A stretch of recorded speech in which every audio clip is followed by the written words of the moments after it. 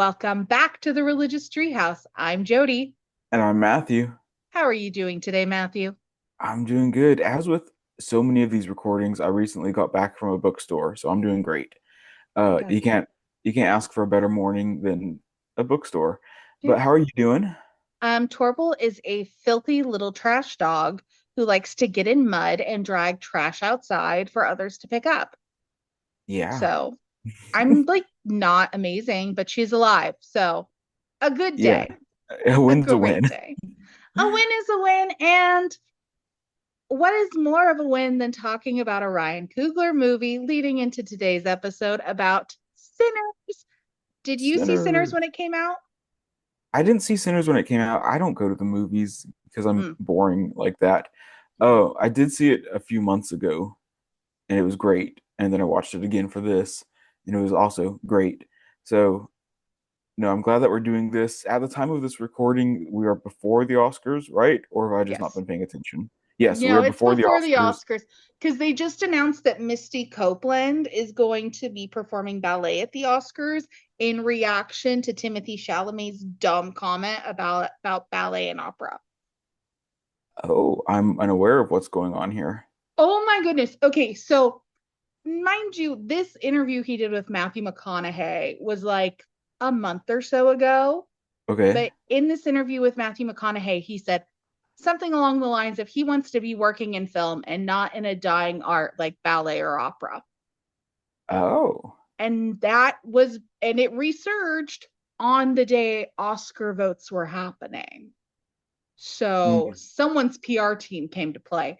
Anyways, so now all of the ballet companies and opera houses have been giving a nice little middle finger to the worst Willy Wonka Okay. because, yeah, they're not happy with his comments. And the worst part of this, his mother and sister were ballerinas or are ballerinas. They love ballet. So why would Interesting. you say that? Yeah. Why would Okay. you do that? That was some interesting beef that I didn't know was going on in the world of entertainment, but interesting. Yeah, and Donna Kelsey is having a renovation done at her house. I do She's not know having who her that windows is. replaced. Travis Kelsey's mother, Taylor Oh, Swift's future mother-in-law. sure. You really aren't online enough. I'm You're so sorry. so chronically offline. It's I embarrassing. you know details. You're so obsessed with Taylor Swift that you know details about her fiance's mother. No, I'm not obsessed with Taylor Swift. This was a Twitter thing. I had to find out through TikTok that it was a thing from Twitter. And everyone, because I don't know, TMZ released it. TMZ is obsessed. You're on a first Okay. name basis with Taylor Swift's fiance's mother. You know, She was I on couldn't. this latest season of The Traitors. Everyone is on a first name basis with Donna Kelsey. Why she? What? Yep. I probably couldn't tell you most of my friends' partner's parents' name, and you know, like some random celeb. We're talking about sinners today, guys. And this is who knows where this conversation is going to go. Let's get on track. We're I'm focusing on one. up right now. Um, but no, Sinners, I think was a great movie. We're going to talk about it. I have so many thoughts, but I don't know what those thoughts are. So hopefully, as we talk about them, I'll be able to figure out what those thoughts are. And I assume you have many thoughts as well. Oh, I So I have think so this many is going to thoughts. be a great conversation, or at least a winding conversation, as we've already learned. Yes. But yeah, where do you want to start? What are your first thoughts? I mean, first things first, we end up at a chapel Sure. with the movie. And I mean, there's so many things we could talk about this, talking about how when slaves were brought over, they were evangelized. Mm, And we're getting into that like right right away in the movie. Um, right. I feel like because Sammy's got a good preacher father, and he told his son not to go to that juke joint. I'm like, damn, the preacher was correct, but still. Interesting. Yeah. No, I think like a lot of the conversations I've heard about this, about sinners, like has tangentially touched on religion and whatnot. And I Mm, think we're hoping to talk a little more about that. So who knows if that'll actually happen. yeah. But I do think they're playing with Christianity. Yeah, let's just get into it. Yeah. I think the way that they played with Christianity was really interesting Mm, because it was framed within the bounds of Christianity. We started and ended at the church, yep. with Sammy barging into the doors and being like, "Oh my goodness, I'm here," and then we find out at the very end that he chooses the blues instead of the church. And then Yeah. the final closing scene is him singing "This Little Light of Mine" inside the church, which I thought was very interesting. Mm, But the way that they play with Christianity in vampire movies, like that's not even, there's so many aspects we can talk about this, but I think it's so fascinating that we have all the vampire tropes, the garlic, the one stake to the heart, the not being able to be divided in. yeah. But what we don't see is the cross. Nope. Like even silver is mentioned, but what we don't see is any reference to the cross or Christianity being an repellent to the vampires, which is interesting to me. I don't know what to make out of that yet. I mean, I have thoughts that I can ramble on about, but first, before we do that, I would like to hear what your thoughts are.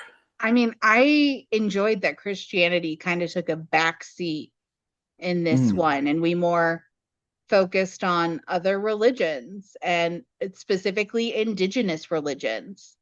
And but do how you not so? agree that how so with the oh, so first of all, we have Annie's Right. Yeah. religion, her spirituality, but also they talk about the Irish Celtic Yeah. No. spirituality. We get more into Right. those. And it kind of has this syncretism, I felt, where they just kind of combined. They said there's that Native American folklore. Mm, What were they? Choctaw? Was that yes. the Native So let me American? double check before I say yes, because Yeah. that would be terrible. And then they have the Irish spirituality, and then they have the hoodoo, and then Christianity. They kind of combine those in a way and say, like, yeah, there's similar traditions in all of these that talk about how music's so powerful, can kind of bring ancestors from the past and the future into like one Choctaw. present Choctaw. Yeah.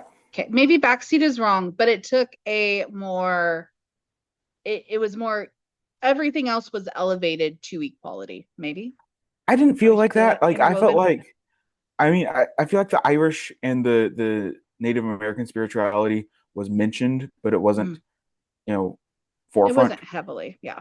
Right. Whereas the hoodoo and Christianity was more so forefront. And but hoodoo in the first place is often an amalgamation between African spiritualities and then some often Abrahamic religion, but not Mm. necessarily.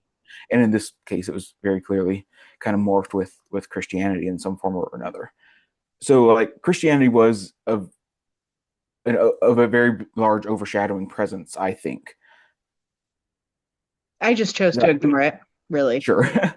um, but that being said, it kind of stripped away the power that Christianity often has in relation to these vampire tropes in Mm. removing the cross as a weapon of power against the vampires. Because we even see Grace, she has a cross on the entire time, Mm. and at no point is that recognized as being something that can protect her. Like she ends up dying. Oh, spoilers, by the way, if you haven't seen this movie, spoilers. But Spoilers. like the cross doesn't protect her. The cross isn't even mentioned apart from it being worn. Yeah. And I think, and I think it kind of goes to kind of at the very end where Remick or where Sammy starts reciting the Lord's Prayer. Mm. At that point, he's being surrounded by the vampires and he's out of options. He doesn't know what to do. So he starts reciting the Lord's Prayer as this final act of protection because that's what you do Yeah. in these vampire situations. You've turned to Christianity because that sometimes works. But then Yeah. we get the vampires reciting the Lord's Prayer with him. And that acting is a way of saying, no, the Christianity here doesn't have to do with the vampires Yeah. per se. And it kind of strips away that aspect of Christianity within that, mythology. And then maybe we're going to get off topic here, so maybe we'll put a pin in this.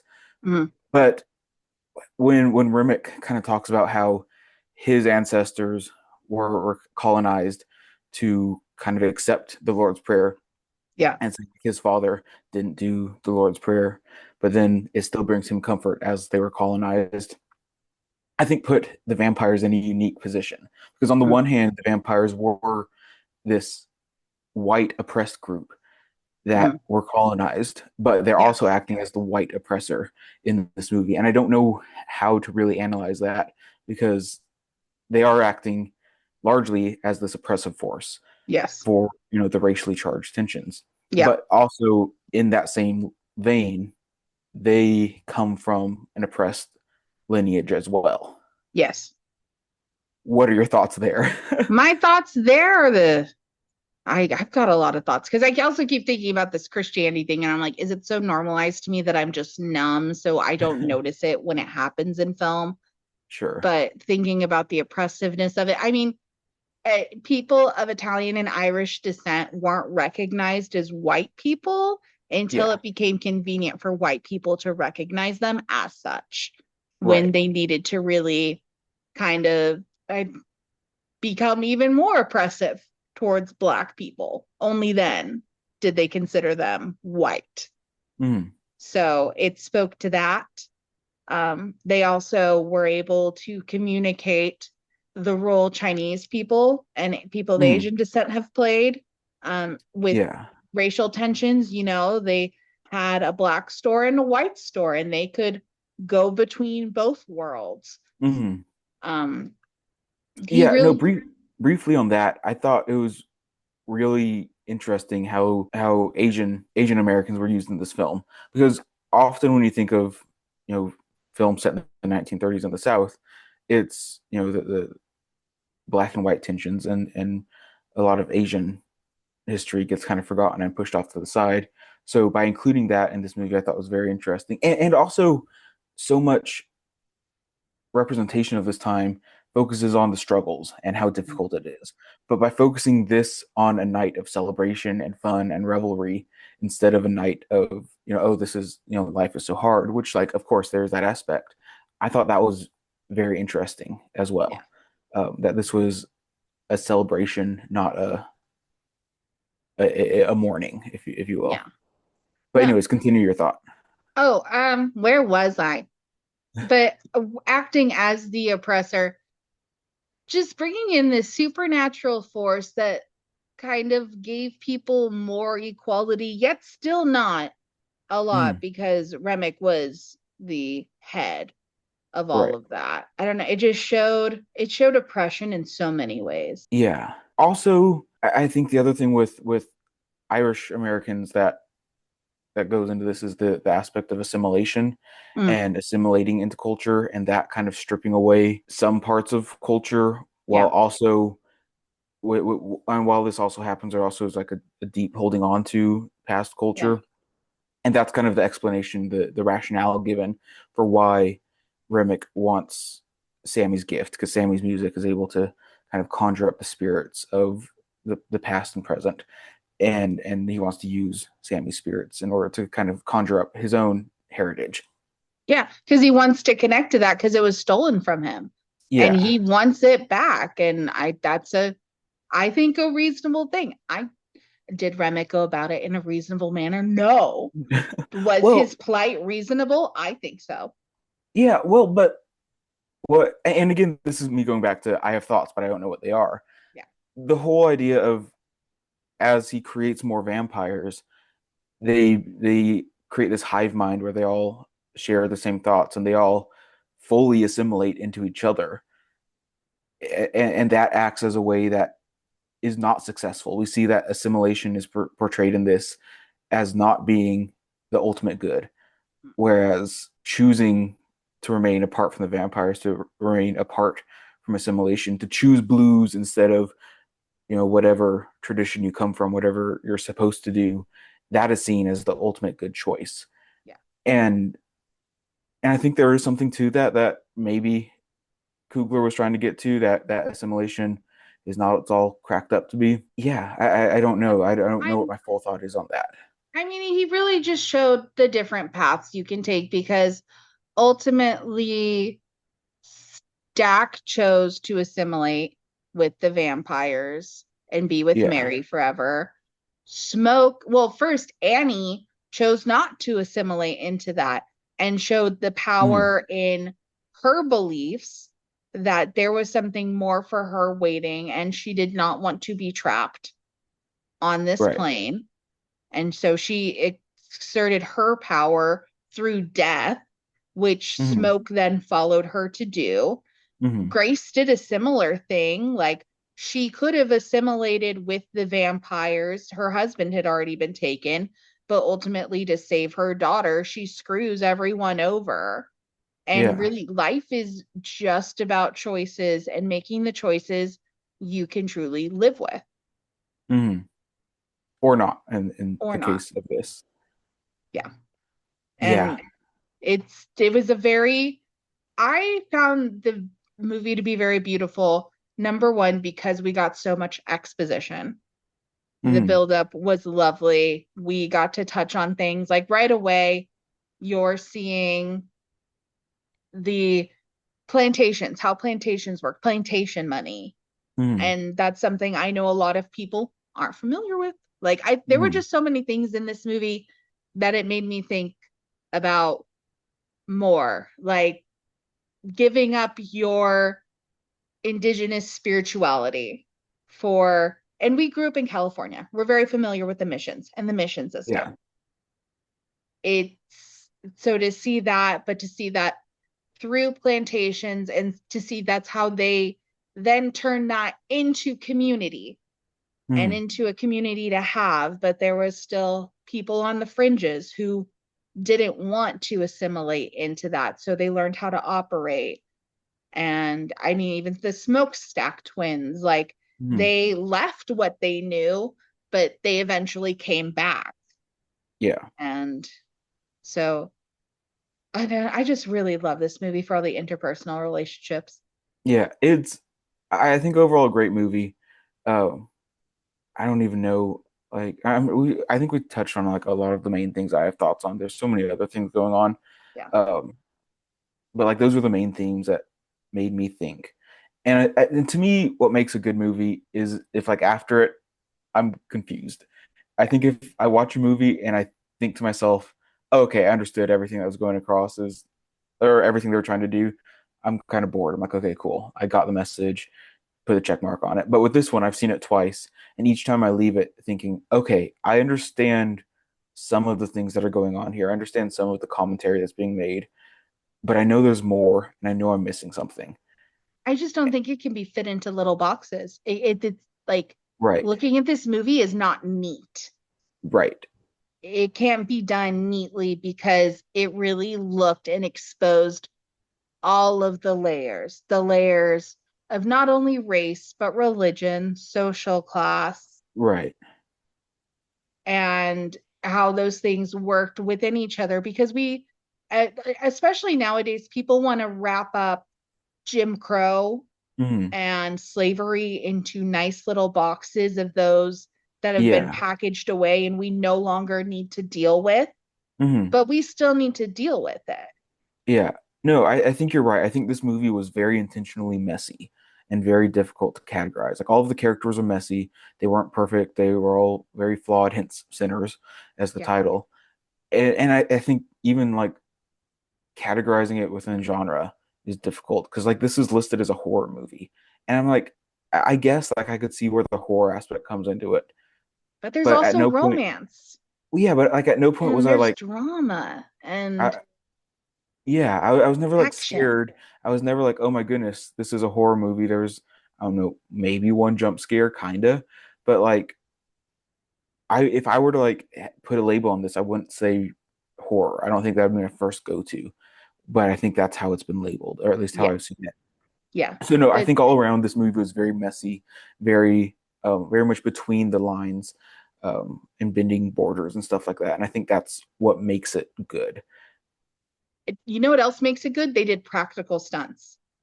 Mm, The lighting on fire of Remick, they lit him on fire. They or a stuntman at least. sure. So everyone's doing CGI. Ryan Coogler's out here lighting people on fire. And I love that. Mm, And the way they were able to wrap up the Smokestack Twins story from them buying the juke joint and yeah, mentioning the cleaned floors right. to then From finding out from the the KKK cycle. member, yeah. Yeah. And I think ending that like with the ending the movie, or there are like seven different endings to this movie, Yeah. but ending this movie um with Smoke shooting all the KKK members that were coming to the juke to kill everyone. Yeah. I think that instead of having like the vampire be the ending move, Yeah. the villains being the KKK members, I think was very intentional and very interesting as a Yeah. way to say like, okay, yeah, we are for sure talking about white colonialization and problems with that for sure. Yeah. Well, because when you think about it, it was hatred that it endangered everyone at Mm, the juke joint. If these if the people the KKK members who mm, took in Remick, who told the Choctaw natives that he wasn't there, if they hadn't had that hatred in their heart for them, mm, they could have helped them with Remick. But they didn't. So Remick took over them. And he then found out about the juke joint, which then put all of the people in the juke joint in peril. yeah. And just this cycle of hatred, how it fed and ultimately led to him finding Sammy, who Mm, was this embodiment of love mm, in his passion for his music and his love for his family, because he loved his cousins and he loved what he did. And the Smokestack Twins, their love is what brought them back to this town. And mm, it's what brought Mary and Smoke back together. I know, sorry, Mary and Stack back together, and Annie and Smoke, and yeah. the love for their community. And it was this hatred that threatened it and kept Yeah. them under threat. Interesting. Yeah, I didn't pick up on the love per se of everything. Like when I think of Sammy's character or Smoke or Stack, I don't really think of love being one of the driving characteristics. I think it is though, because Stack, the reason he wanted Mary gone was because he knew she would be in danger if Mm, she was with him. Smoke, his love for Annie was so big that when they lost their child, he couldn't bear to be around her mm, because he felt the loss of that love that they created together so great, so greatly. And yeah. Sammy's love, like, I think he loved his father, which is ultimately why he went back to the church. But he was torn between this love for his family and the love for his passion. And Yeah. And then ultimately choosing the blues. Okay. yeah, I can hear that. I can get behind it. no. And it's Ryan Coogler's love of film that I think makes this so compelling. Like the first time I watched this in theaters, it was the I had goosebumps. It was the first time in a while I had gone to a movie and really had to think and feel. And it wasn't just bombs, big explosions, superheroes. Pew, pew, pew. Not saying that those things don't have substance, but there was so much substance that speaks to things that are happening today, Mm, that made it very compelling. yeah. I want to talk about my favorite scene now, if Okay. we may. Is it stick your tongue up my coos? Is it that No, one? it is No. not. Okay.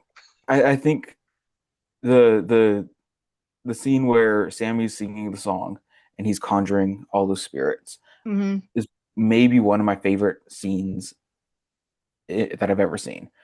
Like, I think that was Yeah. just so well done. The audio, the music of it was absolutely amazing. And then the way that the camera moved and it panned, and I think that was just completely well done. So amazing. I get why Remick was like, yeah, I want that. Like that made sense. Like, oh, so good. And then the way that they integrated much older traditions with newer traditions, and then we even got Asian traditions um, to represent Yeah. Bo and Grace. Mm. I think that was just so well done, so beautiful, so amazing. Ending with a fire, and they continue dancing even after this. Yeah. I don't even know what was happening. Uh, It was like a metaphysical projection yeah, of what was like burning the barn down, because that could be a symbolism of, like, dancing. You burn up the dance yeah, floor, but also burning something down means just taking it apart down to the yeah. roots. And Fully engulfing themselves, and I yeah, thought that scene was absolutely amazing. And I have yeah. no notes on that at all. That was perfectly done. It so beautiful. And again, another part that gave me goosebumps. And Yeah. it makes me smile, because to see these, just the bridges between generations, and it's like people aren't that different, especially when you look at something like Mm, dance being a human expression of joy, of sorrow. It's just something that can connect everyone, mm. and really beautiful. Yeah, that is a good scene. Yeah. Did you know Michael B. Jordan controlled his facial muscles so much he gave one twin dimples and the other one no dimples? I did not note that. Yep. It's something that has been talked about a lot lately. So I went and I double checked, and I'm like, yeah, one of them has Interesting. dimples and the other one doesn't. Huh. He it really felt like two different people playing the Yeah. twins to me. I did note like at one of the opening scenes, Mm. they're smoking and they're passing each other, the cigarette back and forth. Yeah. And I thought that scene to me, I don't know, that didn't have too much relevance to the story. I could be wrong. Maybe that was like some important scene that like I just missed. But I thought that was just them kind of showing off, like, hey, look what we can do. We can have Michael Jordan, you know, touching Michael Jordan and passing off cigarettes and things. I thought that was just a scene to be like, look at what we can do. Um, Which, because I did flex find up. myself looking at that, like, how did they do that? But like, it seemed like when they were handing off the the cigarette to each other, their Mm. hands lingered just a little too long as they were like splicing together the scenes and stuff. So it felt a little jarred there, I felt. Yeah. But just because feel like that whole scene was to like show off, hey, look what we can do. Yeah. And it was like well done, but also I felt like it was intentionally kind of flashy, like, woohoo, look at this. You know what? They gave me so much good content. I just glaze on past that. One of my other favorite scenes is when Smoke drives up to the shops and Mhm. he asks the young girl if she wants to make some money. And Mm. he teaches her how to bargain, and he puts her in the car. I really enjoyed that. I enjoyed the sense of community that there was there. It was a small thing, Yeah. but it was very cute. And then that also led to later two guys trying to steal what was in the truck, her honking the Mm. horn, him shooting one of the guys, Both of them, them. both of them, that him figuring out that they all know each other. And he's like, I can't let someone try to steal from me without shooting them. And he still goes and pays for the medical care they will need. Yeah. And No, it was that links back to my thought of love and community. It yeah, was sure. I can see that. Um, Another thing I want to talk about, the mm, aspect ratio. yeah, Is that anything that stood out to you? obviously. That is It something was a whole thing. I watched it and then like the aspect ratio changed and I backed it up. I'm like, why did it change at that exact moment? And I couldn't figure it out. But it seemed to me that like largely like the dialogue scenes and stuff like that where they're communicating with each other were the thinner aspect ratio. Mm, And it felt kind of I don't know if it felt detached or intimate because it felt kind of far away and we could see a lot with like the vast backgrounds. Like the backgrounds were amazing. mm, Oh, and then when like the action scenes happened, it we got a lot closer. The screen got bigger, yeah. and I think that was very well done as well. It really kind of engulfed us in the action. Like, oh my goodness, this is taking up the whole screen. Yeah, It was interesting. a big thing that happened when the movie initially came out was that there was a specific film or something that Ryan Coogler meant for people to see this on. It Mm. was a very if you're into film, you understood it and you could probably comment and tell me exactly what it was, but they had it in IMAX for like a week and then it was so popular that they did it again. So Mm. I know there was intentionality behind it, and I'm sure he's Yeah. commented on it somewhere Yeah. Well, because yeah. everything Someone was smarter than us intentional. can tell us about that. Yeah. Yes, someone smarter than us who knows film more, probably has a lot of thoughts and is like, why is that lady saying Christianity took a back seat when it's everywhere? And I'm like, I don't know, man. I don't know. There's the red and the blue. There's the two brothers. There's probably something in that. Oh, the Um, blue. I know the blue. I don't know the mhm, red, but I know yeah. the blue. Um, is a common color in a lot of Southern or African American Southern spiritualities as a way to kind of protect from hates Ooh, and stuff like that. So that's why we see, um, oh my goodness, well, I can't remember her name. Annie? Yeah, yeah, that's why we see her in blue that whole time, Mm. and um, uh, oh my goodness, well, I can't remember names. I just lost all the names. Sammy's girl, Perla? Pearline, Pearl, Perline. Pearl, Pearline, and she also wears blue, I think. Mm. And I think that's also an intentional, like, hey, we're protecting from haints and whatnot. And then we learn they're vampires, so it's like, Yeah. okay, so what? But I think the blues were intentional for sure. Oh, and the blues, maybe that could be it also. Yeah. Yeah. See, Um, I told you, I have thoughts. I just don't know what they are until I say them. the picked poor Robin clean scene. Hmm. Thoughts? I picked Um, poor Robin clean. they seem to like that song a whole lot more than I liked it. It was I so thought it was a funny. little cheesy, and they were kind of like jamming with it. Like, oh, you're not bad, but it was a little cheesy and fun, I guess. Yeah, no, I mean, it was also, I think, a comment on how white people would take black music and then white it up. Um, Yeah, yeah. but the choreography kind of killed me with the banjo, Mm. like And the then when we swinging get it around. yeah, but then when we get the larger Irish jig scene, I thought that Mm, was also well done. Very, yes. very good. I don't know. I think the music in this was phenomenal and no notes whatsoever. It deserves all of the awards.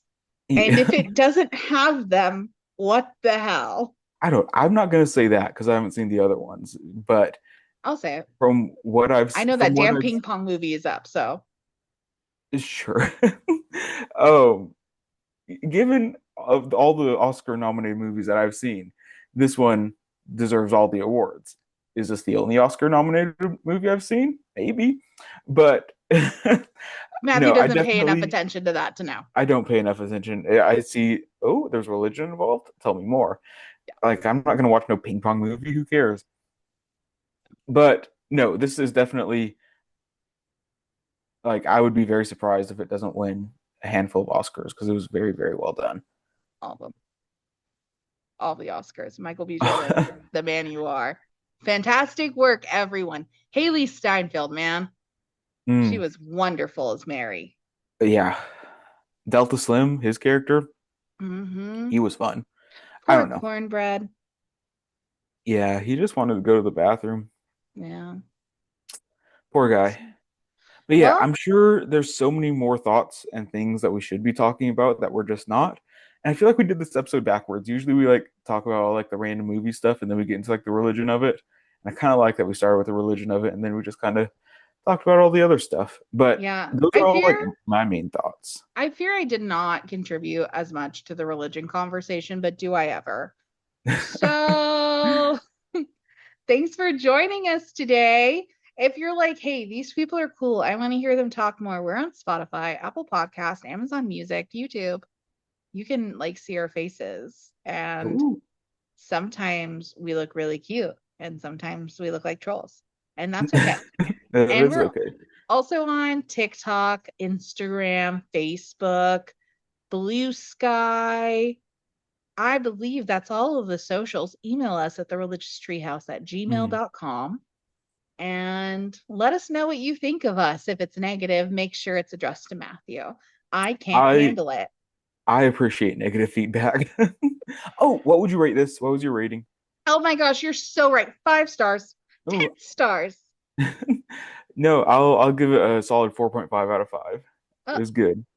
um, we're gonna have to fight about this. Was it a movie about religion or what was the other option? Religious movie. Ah, that. Yeah. Um, neither.